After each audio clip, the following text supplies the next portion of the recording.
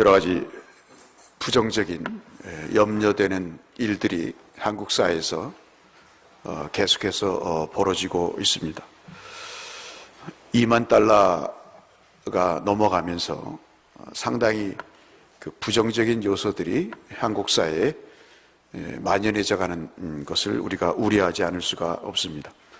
그래서 많은 사람들이 불안해하고 그리고 염려하는 그런 면들을 우리가 보고 있습니다. 실업 문제가 특별히 그렇고요. 청년 실업 대란이라 할 정도로 도대체 취업을 할 수 없는, 일본은 대학을 졸업하기도 전에 불러가는데 한국은 무엇이 문제일까? 실력이 없어서일까?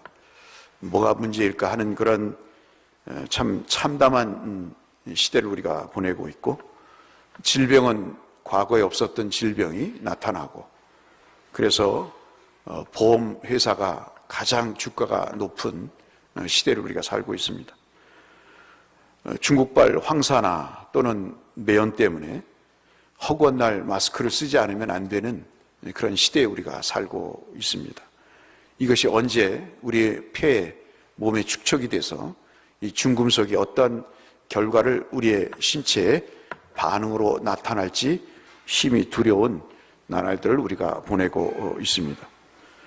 대곳에 저녁만 되면 어디서 버리는지, 무슨 냄새를 피우는지 정말 살 수 없을 정도의 매혹한 냄새를 맡고 살아야 될 수밖에 없는, 김포시장은 뭐하고 있는지 하는 그런 안타까운 나날들을 보내고 있습니다. 한번 공무원들이 대곳에 와서 한번 일주일이라도 살아봤으면 하는 그런 생각도 갖게 되죠. 재해는 또 얼마나 많습니까? 여기저기에 빙하가 녹는다는 소식이 있고, 얼마 전에도 알래스카에 7.0의 지진이 일어나서 상당히 어려운 경우를, 그리고 근래는 인도네시아에 해일이 일어나서 엄청난 피해를 본 것을 우리가 겪고 있습니다. 이런 일들이 왜 벌어질까 하는 것입니다. 이런 일들 속에 우리가 더 심각해져야 되는 문제 중에 하나가 뭐냐면, 사람들이 진리를 거부하는 것입니다. 하나님의 말씀을 역행하며 사는 것이구나, 또는 별로 탐탁지 않게 생각하고 사는 것이 참 더 이러한 현상들보다 무서운 일들이라 할 수 있겠죠.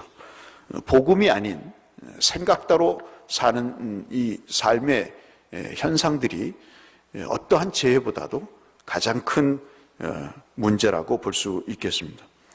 말세의 징조들이 이렇게 나타나는데도 불구하고 말씀에서 이탈하는 것을 별로 그렇게 심각하게 여기지 않는 시대에 우리가 살고 있습니다.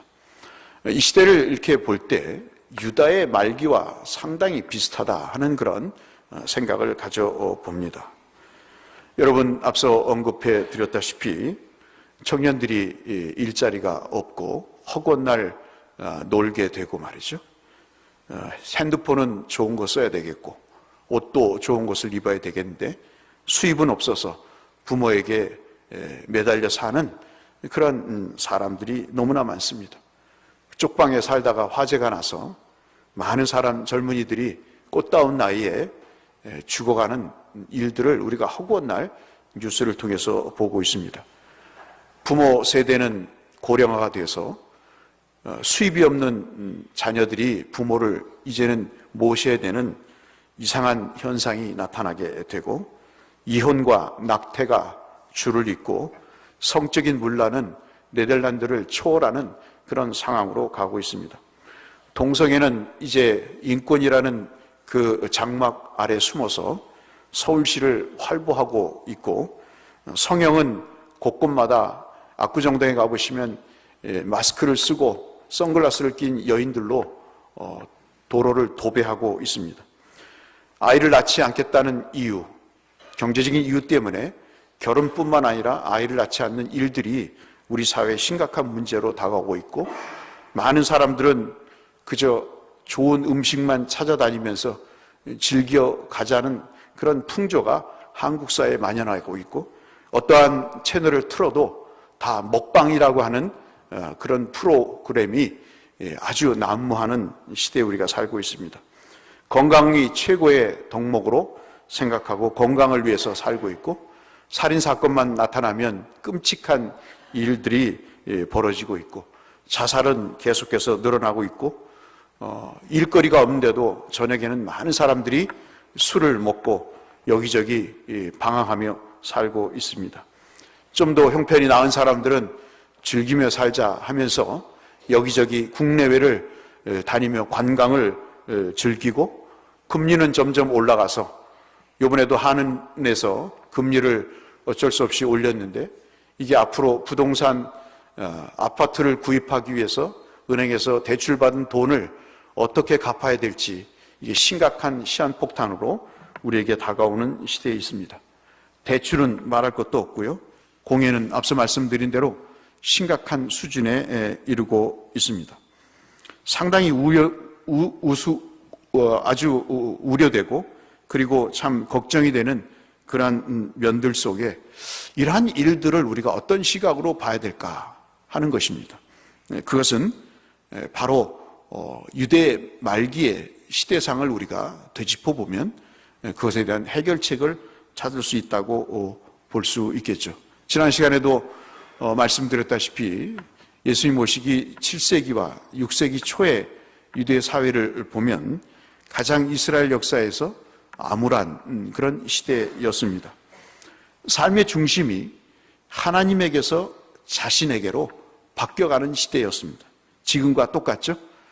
옛날 같으면 하나님의 말씀이 금쪽 같아서 하나님의 말씀을 지키지 않으면 죽는 것으로 여겼던 시대에서 이제는 내 생각이 내 본능대로, 내 의지대로 사는 것이 덕목인 세상이 되어버리고 말았습니다. 선배와 목사의 권면이 이제는 완전히 무시되는 시대에 우리가 살고 있죠. 부모의 기도가 필요 없는 시대, 부모도 기도하지 않는 시대 우리가 살고 있습니다. 개혁을 외칩니다.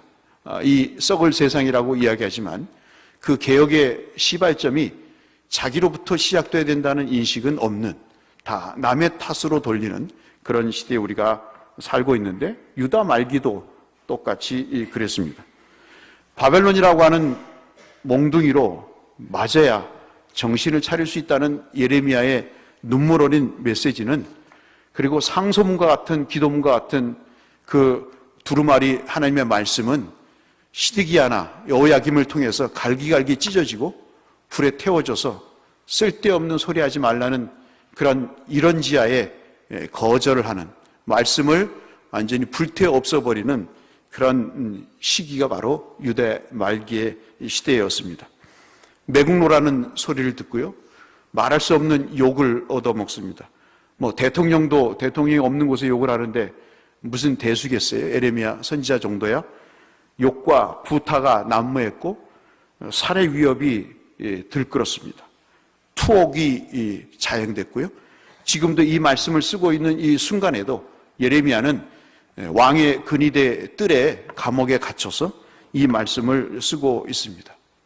주의 일을 하는데 주어진 대가는 바로 이런 욕과 매국노라고 하는 구타와 살해 위협과 투옥이 전해지는 이 상황에서 도대체 에레미야가 뭐를 기대하고 있을까?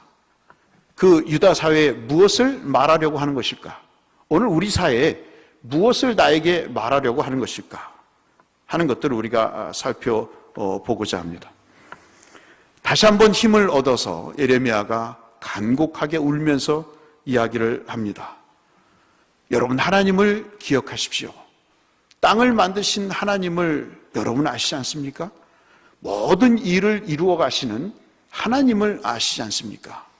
지금까지 우리 유대 나라가 살아왔던 근거가 바로 하나님이지 않습니까? 여러분, 읽지는 않았습니다만 3절 한번 보실까요? 2절을 한번 보실까요? 2절을 보시면 일을 행하시는 여호와, 그것을 만들며 성취하시는 여호와, 그 이름을 여호와라 하는 이가 이같이 이르신다, 그렇게 말씀하고 있습니다. 하나님을 잃어버린 시대에 하나님이 어떤 분입니까? 이 나라를 만들고 우리를 만드신 하나님이 아니십니까? 그분은 창조주 하나님이시요, 그리고 모든 일을 완성해 가시는 하나님 아니십니까?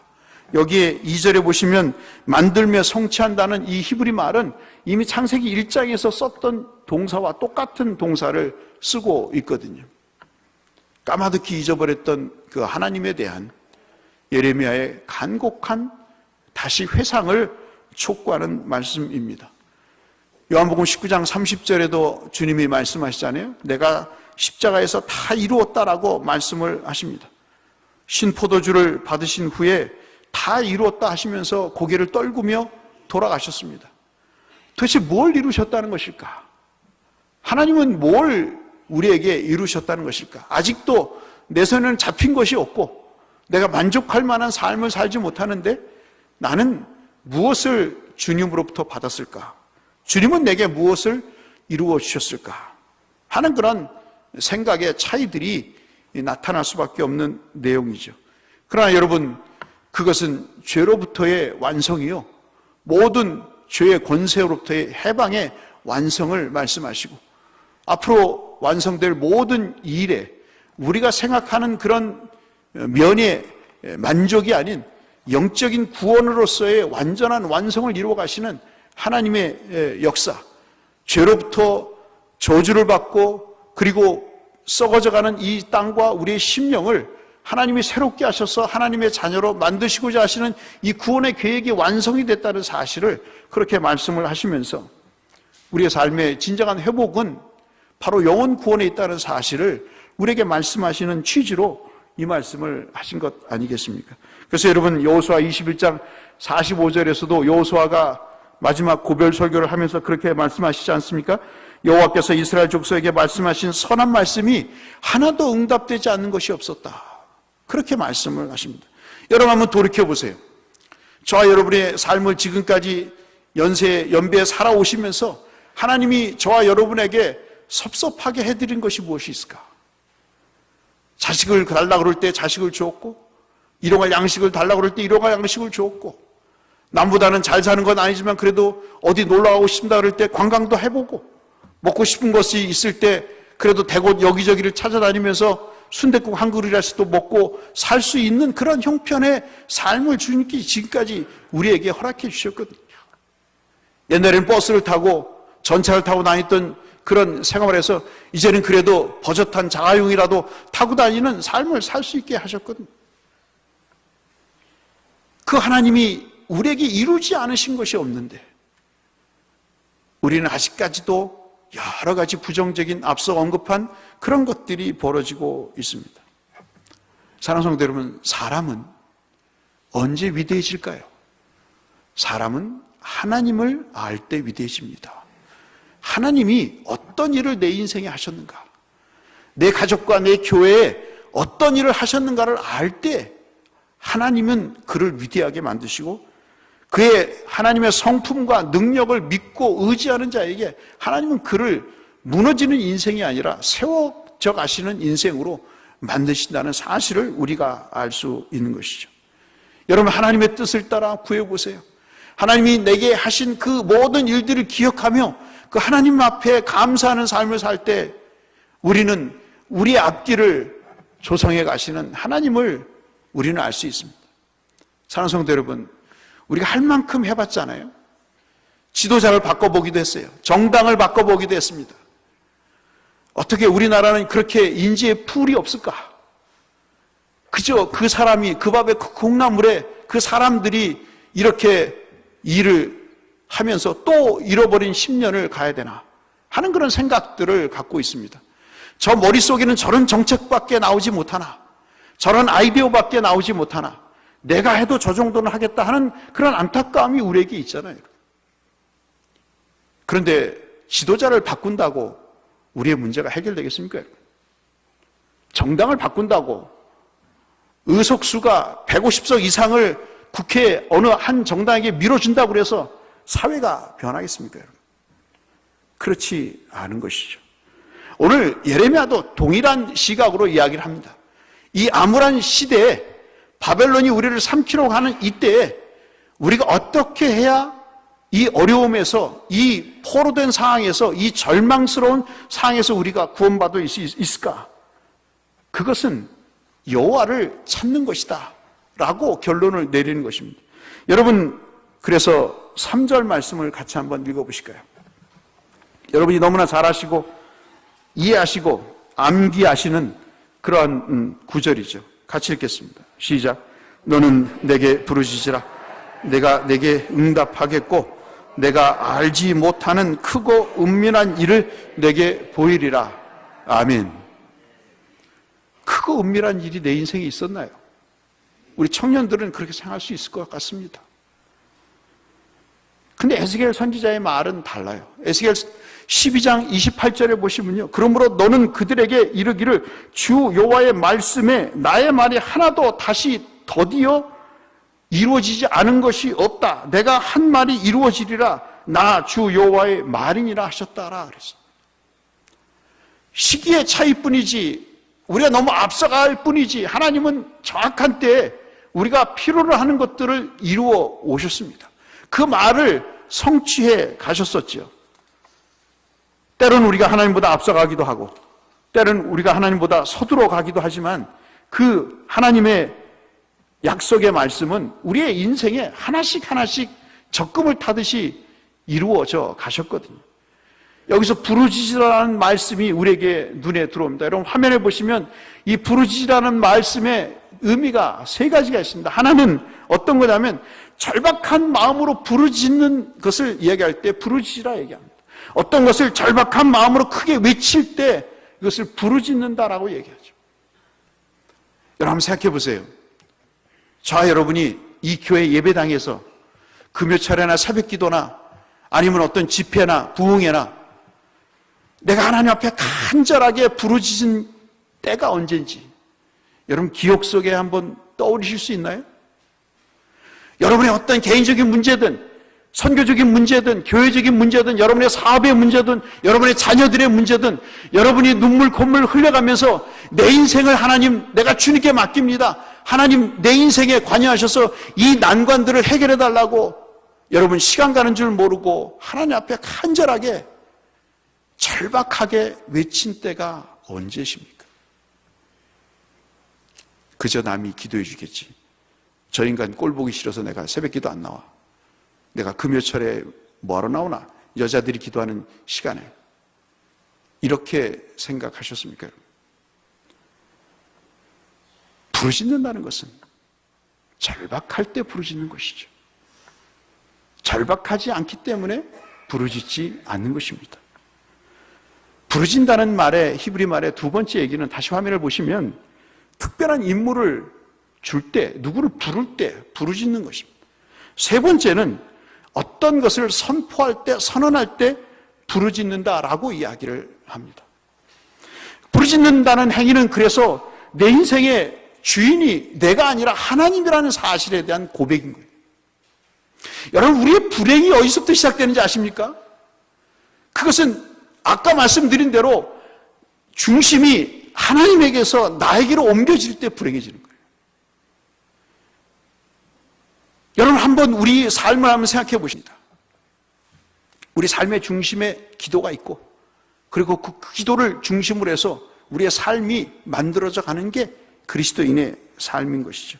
그래서 그리스도인은 기도가 그 삶의 핵심이 되는 것입니다. 여러분 마태복음 7장 7절에서도 말씀하시잖아요. 구하라, 찾으라, 두드리라 그랬습니다. 여러분 생각해 보세요. 왜 구하라 그랬습니까? 구해도 얻지 못할 것을 주시기 위해서 구하라고 그랬지 않았지 않습니까? 얻지 못할 것을 구하라고 하지 않으셨을 것이고 숨겨져 놓고 못 찾을 것을 찾으라고 하지 않으셨을 것입니다. 꽁꽁 잠가놓고 열리지도 않을 그 문을 철통같이 채워놓고 열릴 것이라고 말씀하지 않으셨을 거라고요. 구하고 찾고 두드리면 얻고 그리고 찾고 열릴 것이기 때문에 말씀을 하셨던 것이죠. 사랑하는 성도 여러분, 그래서 시편 119편 2절에서는 여호와를 구하는 자가 복이 있다. 그런 말씀을 하고 계십니다. 중앙일보 2017년 작년 내용을 스크랩한 것을 제 컴퓨터에 보니까 한국인이 TV를 시청하는 시간이 하루에 3시간 11분이랍니다. 여러분은 하루에 몇 분 TV를 시청하세요? 스마트폰 앱을 사용하는데, 특별히 게임을 하는 데 있어서 42개국 조사를 했더니 3시간 30분을 스마트폰의 앱을 사용하는데, 특별히 게임을 하는 데 쓴답니다. 세계 최장 시간을 한국 사람들이 쓰고 있답니다. 그러면 우리는 24시간 중에 기도하는 시간이 몇 시간일까요? 통계청에 자료를 요청했더니 그 내용이 없더라고요. 한기총에도 자료를 요청했더니 그 내용이 없어요. 아마 그거는 내 자신이 더 잘 알 거라 믿는 것이죠. 나밖에 모르는 세대, 살아있다고 하나 영적으로 죽은 세대, 살아있는 것 같지만 날마다 죽어가는 그 인생들이 난무하는 세상 속에서 살려달라고 우리가 부르짖는 그것이 우리가 오늘 설교의 제목처럼, 특별히 6절의 말씀처럼 우리의 삶의 터전인 성읍을 치료하고 고쳐 낫게 하는 일이 아닌가 싶습니다. 우리가 기도할 때 하나님이 공의 문제를 해결하지 않으시겠어요? 우리가 기도할 때 실업의 문제를 해결하지 않으시겠어요, 여러분? 우리가 기도할 때 경제적인 어려움을 하나님이 해결하지 않으시겠습니까, 여러분? 사랑하는 성도 여러분, 올 한 해는 이렇게 지나갑니다. 그러나 여러분, 내년도에는 하나님 앞에 부르짖어 보세요. 그 인생에 크고 은밀한 일을 보이시겠다고 하시는 그 하나님의 말씀을 한번 찰떡같이 믿어보세요. 그리고 여러분과 여러분의 자녀를 위해서 울어보세요. 마지막 말씀을 마치면서 여러분, 호세아 6장 1절로 2절 말씀을 화면에 띄워드릴 테니까 한번 같이 읽어보시죠. 같이 읽겠습니다. 시작. 오라, 우리가 여호와께로 올라가자. 여호와께서 우리를 찢으셨으나 도로 낫게 하실 것이요, 우리를 치셨으나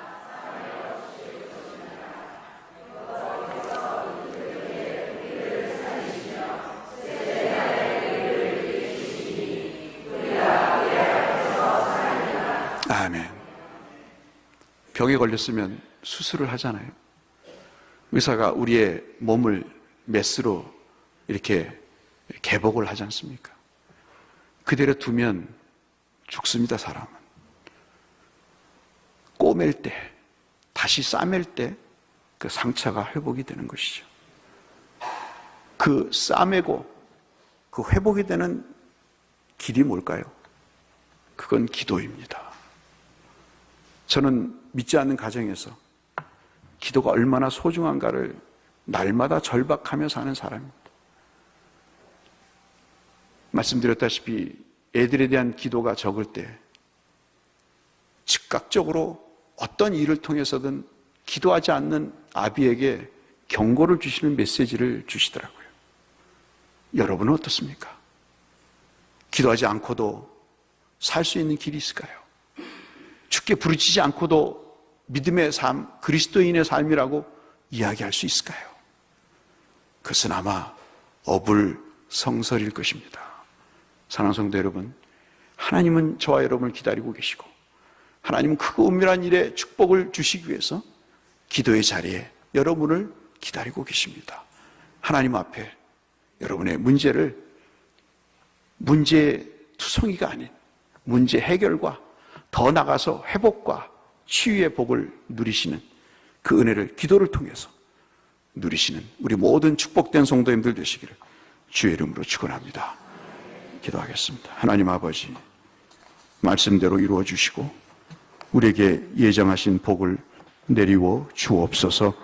예수님 이름으로 기도드렸습니다. 아멘.